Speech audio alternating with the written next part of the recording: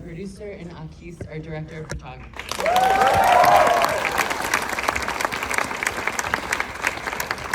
Hi, Robin. Nice to see you again. Oh, not me crying right before Q&A. I snuck in and watched the ending. I'm going to start with Max and Reese today. So what did you think when you read this script? You know, what appealed to you? What resonated with you most? Oh my gosh.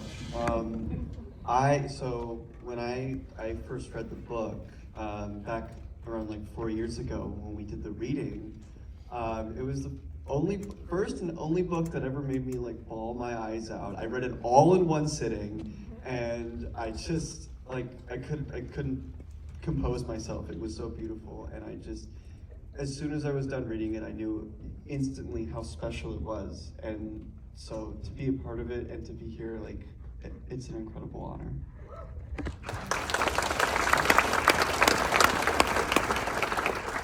And me personally, I think that stories about love are the most important ones that could be told in cinema and in novels and in any media format. So, and just reading the script, I knew that this was a story about love and just the truest form, most beautiful form, young love, and I think that's a story that we needed to tell, and absolutely, yeah, just want to be a part of it, 100%.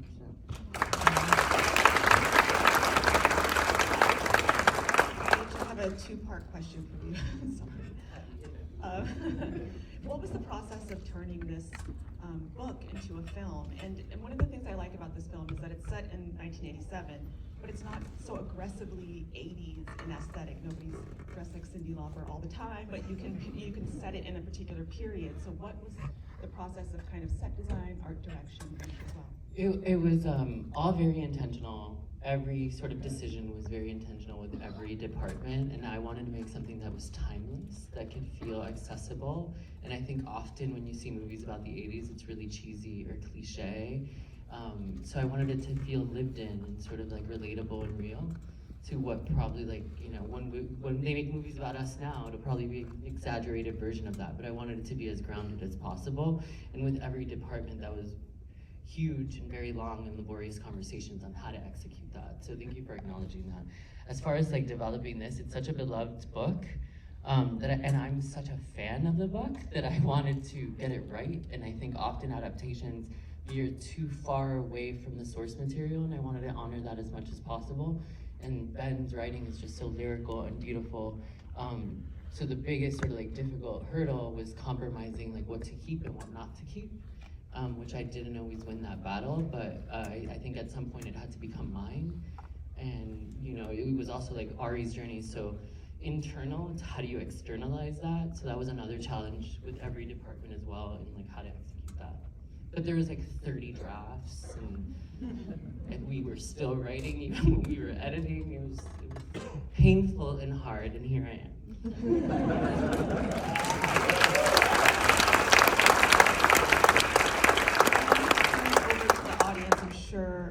Many of you have questions. I just want to acknowledge so many of you are still here, that like that means so much to us. Thank you so much.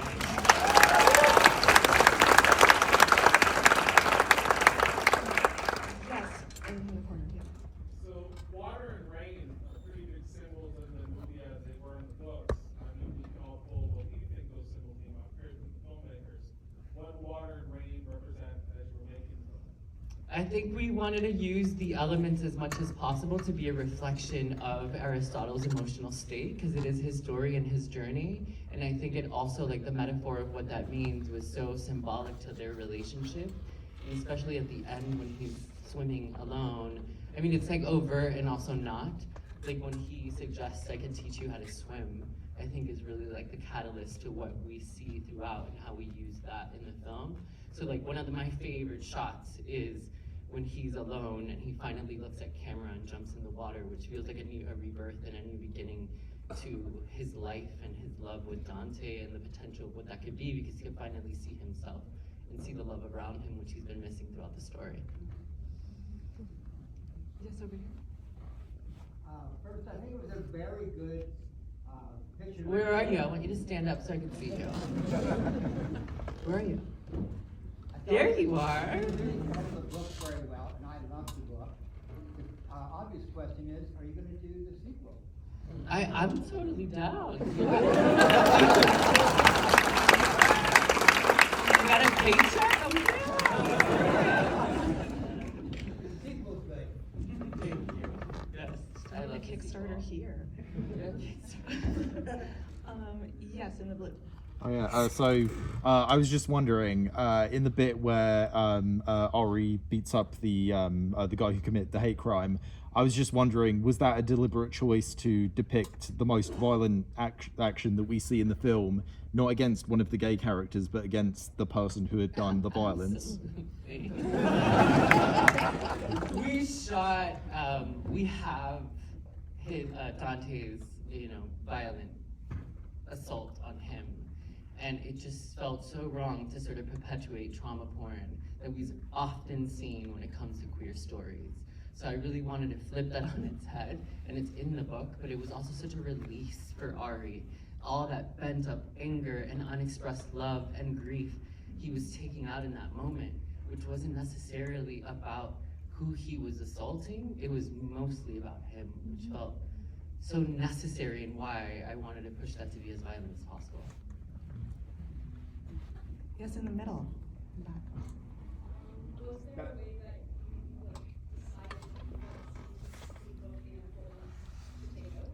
Was there a way that you decided what scenes to keep in the book and which scenes to take out? That's a Valerie question. I think that what we try to do is have the most complete story that we could tell in this form. I think that, there's a thing that we talk about in filmmaking, which is kill your darlings. So there's a lot of things that we shot. I think H just mentioned that about the other side of the fight. There's things that were shot that didn't wind up because the original cut of the movie was 2+ hours.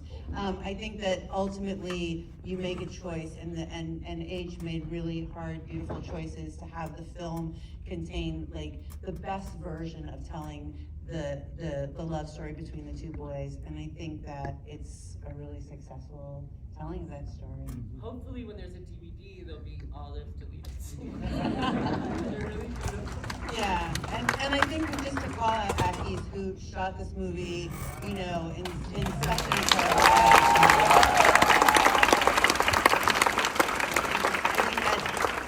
All of the choices that H made and the two of them made together, and boy, it was really exciting, the two of them on set. It was like a house on fire. But when you have a little friction, you wind up getting something incredibly beautiful, and that's, I think, We how also we wound really up. love each other, and I think that's why there was so much friction. Indeed. So often in coming of age stories, the parents, one or both of the parents, become kind of antagonists in the story. And what I love about this film is that even though parents are keeping secrets and there's the general teenage kind of conflict, there was such a loving and tender relationship with the parents overall. Do you want to talk a little bit about how you built that rapport with the other actors that played your parents? I also want to say that was completely intentional too. Like, we've seen that story over and over again, especially when it comes to Latinx stories, and I just refused to do that. I wanted, whether it be a fantasy or not realistic, I think it offers an option of loving your child just the way they are. And like, that's sort of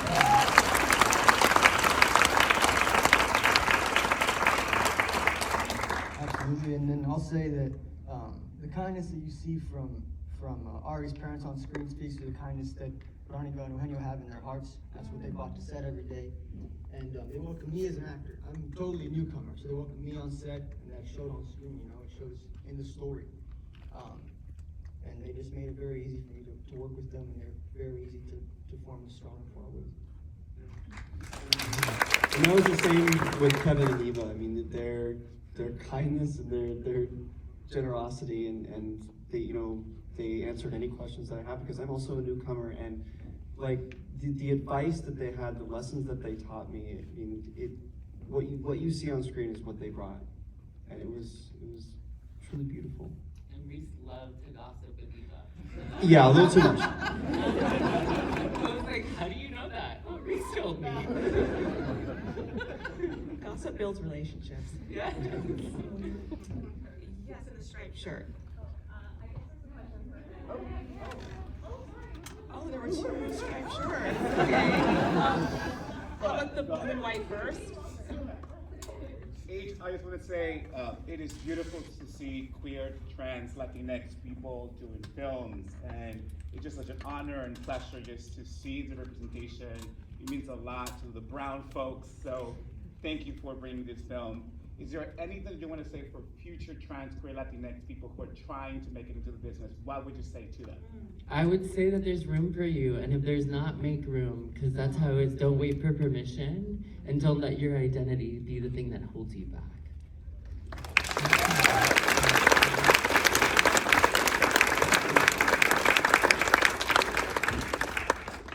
Other stripes.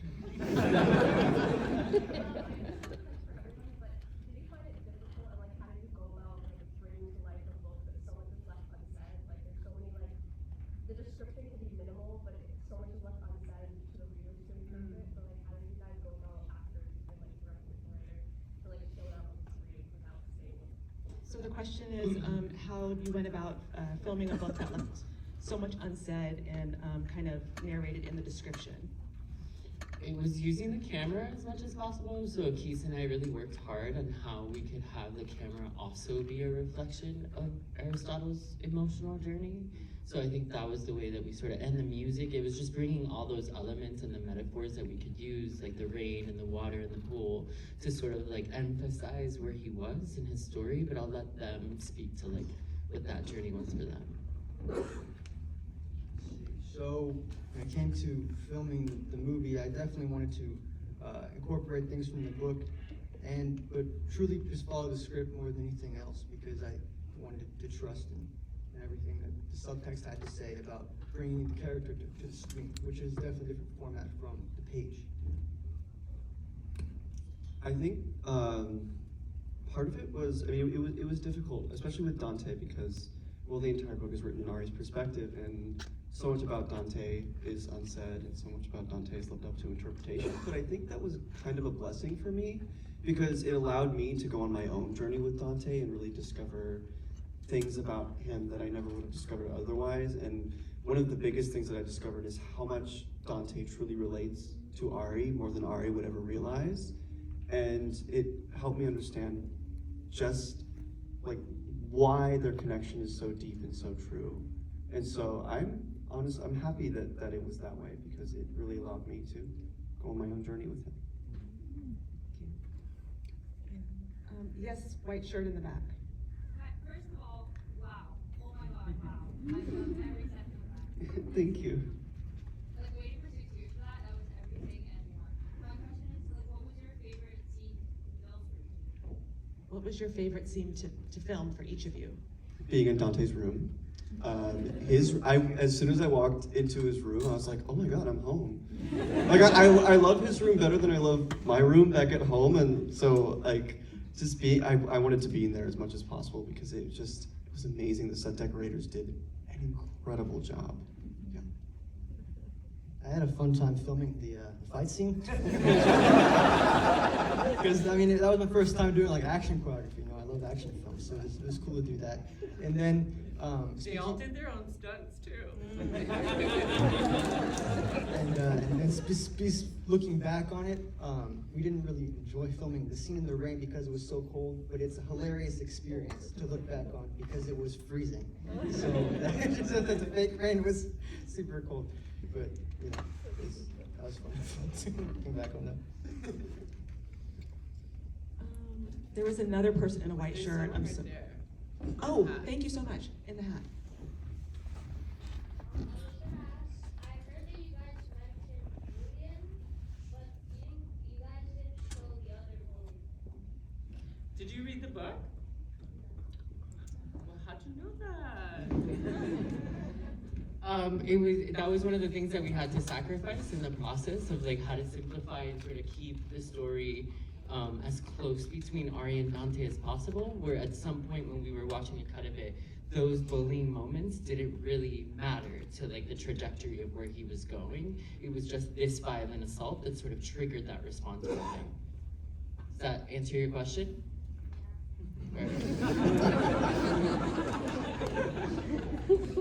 Yes, white shirt in the back right there.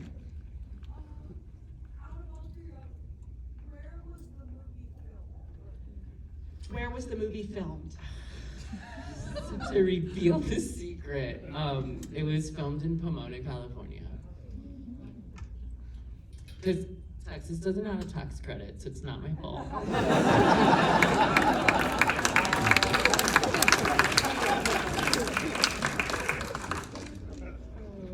Yes, right there. Either of you. Yes. Yeah, I love the film. Congratulations. Thank you. I was really captivated by the way that you chose to cover it with a lot of like really tight close-ups and live, not a lot of traditional coverage. And I was kind of wondering why you chose to cover it that way. It made it feel very personal, but I'm curious about your thoughts. Okay, since you answered that, Daddy.